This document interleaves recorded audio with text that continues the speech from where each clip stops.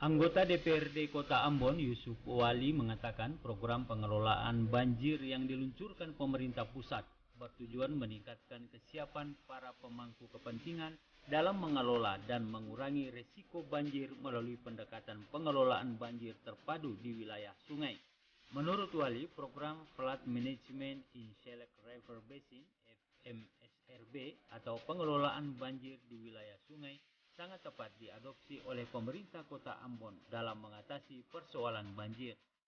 Yusuf Wali menambahkan dalam menjalankan program ini perlu diatur dengan aturan dan mekanisme yang ditentukan oleh pemerintah pusat agar tidak terjadi masalah di kemudian hari. Untuk itu perlu partisipasi masyarakat dan pengawasan dari Dewan dan semua pihak agar program pengelolaan banjir di wilayah sungai di Kota Ambon dapat berjalan dengan baik.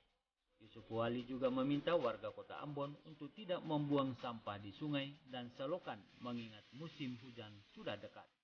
Harapan kita masyarakat bisa menjaga betul terkait dengan pembuangan sampah pada tempat-tempat yang sudah disediakan. Apalagi ke depan semakin dekat dengan musim penghujan, jangan sampai sampah yang dibuang di selokan ataupun di got-got dan di sungai bisa berdampak banjir dan musibah bagi masyarakat sendiri.